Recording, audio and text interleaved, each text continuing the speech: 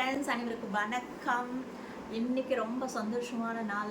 என்னன்னா ஃபஸ்ட்டு அன்னையர் தினம் வாழ்த்துக்கள் சொல்லிடலாம், சரிங்களா? நம்ம யூடியூப் சேனல் சார்பாக என்னோட சார்பாக எல்லா அன்னையர்களுக்கும் நல்வாழ்த்துக்கள் சொல்லுவோம். அன்னையர் தின நல்வாழ்த்துக்கள். அப்புறம் இன்னொரு முக்கியமான விஷயம் என்னென்னா, எப்படியோ தொங்கிட்டு இருந்த இன்னைக்கு விஜய் சார் ஆட்சி அமைச்சிட்டாரு, முதலமைச்சராக ஆயிட்டாரு. அவருக்கு நம்ம சேனல் சார்பாக வாழ்த்துக்கள் சொல்லிடலாம். ரொம்ப சந்தோஷமாக இருக்குது. எத்தனை நாளாக தொங்கிட்டு பிரச்சனைகளில் பாடுபட்டுட்டார் அவர். இன்றைக்கி எவ்வளோ கஷ்டப்பட்டு ஆட்சி அமைச்சிருக்கிறதுல ரொம்ப ரொம்ப மகிழ்ச்சியாக இருக்குது. மக்கள் அவர் தான் வரணுன்ட்டு ரொம்ப போராடினாங்க. அவங்க மக்களோட ஆசை அவர் தான் வரணும்னு. அதனால் மக்கள் எல்லாம் அவருக்கு எந்த அளவுக்கு சப்போர்ட் பண்ணுறாங்கன்றது விஜய் சார் உணரணும். ரசிகர்கள், தொண்டர்கள், அப்புறம் பெரியவங்கள் அவங்க வீட்டு பிள்ளையாகவே நினச்சி அவரை கொண்டாடுறாங்க.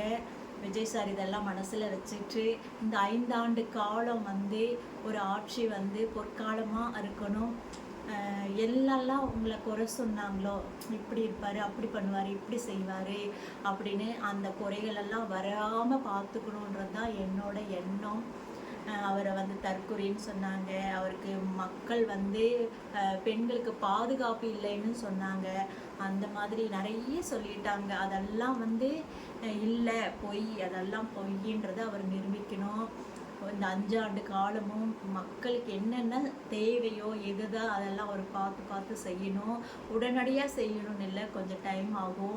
அவரை ஆட்சியில் உட்காந்து அதுக்கப்புறம் அவர் எல்லாத்தையும் பார்த்து எல்லா பிரச்சனைகளையும் அவர் கவனத்துக்கு கொண்டு அதுக்கப்புறம் சேர்ந்து 2-3 மாதம் டைம் ஆகும்னு எங்களுக்கும் தெரியும்.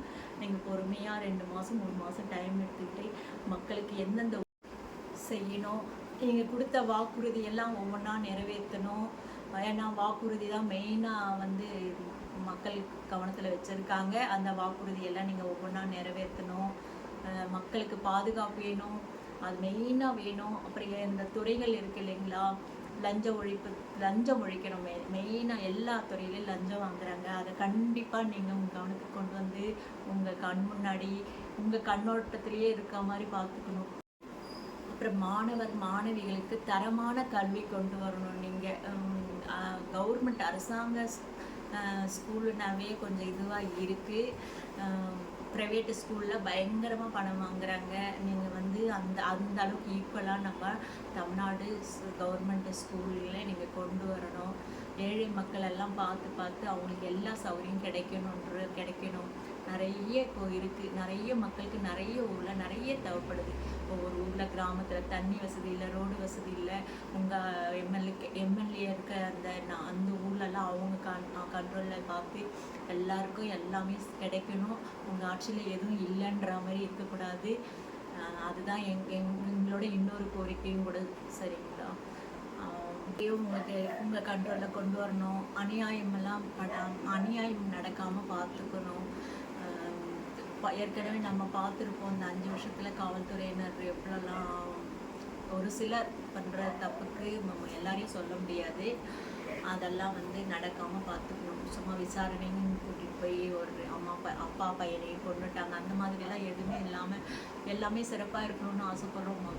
தமிழ்நாட்டு மொத்த மக்களோட கோரிக்கை, ஆசை எல்லாமே இதுதான். சுகமாக நல்லா இருக்கும் ஆட்சி அமையணும், அவ்வளோதான். அதுக்காக தான் எல்லா வெளிநாட்டிலேருந்து கூட உங்களுக்காக வாக்களிச்சிருக்காங்க. நீங்கள் செய்வீங்கன்னு நாங்கள் நம்புகிறோம், செய்யணும்னு ஆசைப்படுறோம், செய்வீங்க.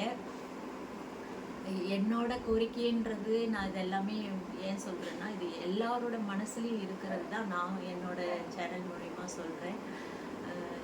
மறுபடியும் சொல்கிறேங்க சார், வாழ்த்துக்கள். God bless you.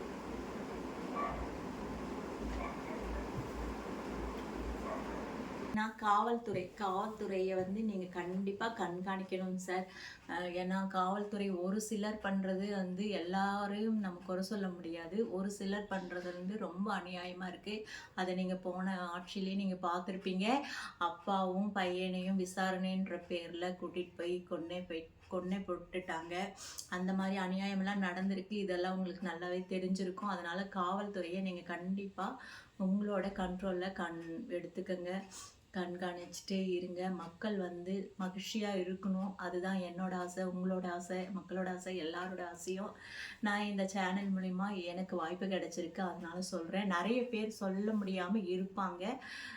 எல்லார் சார்பாகவும் தான் நான் கேட்டிருக்கேன். மொத்த தமிழ்நாட்டு மக்களோட சார்பாக தான் நான் இதெல்லாம் சொல்கிறேன். எவ்வளோ பேர் வெளிநாட்டில் இருந்தெல்லாம் வந்து ஓட்டு போட்டு போயிருக்காங்க. ஏன்னா நம்ம தமிழ்நாடு ஒரு பிரகாசமான நாடாக மாறணும், வளமுள்ள நாடாக வரணும். எல்லா மாநிலத்திலையும் விட தமிழ்நாடு பெஸ்ட்டாக இருக்கணும்னு ஆசைப்பட்றோம். நீங்கள் செய்வீங்கன்னு நாங்கள் நம்புகிறோம். என்னோட கருத்தெல்லாம் நான் பதிவிட்டுட்டேன். உங்கள் காதுக்கு வந்தால் சந்தோஷப்படுவேன். அவ்வளோதான் சார். நன்றி, வணக்கம். மீண்டும் உங்களுக்கு என்னோட வாழ்த்துக்கள். என் குடும்பம் சார்பாகவும் என்னோட சார்பாகவும் வாழ்த்துக்கள். கங்க்ராச்சுலேஷன். God bless you. நன்றி, வணக்கம்.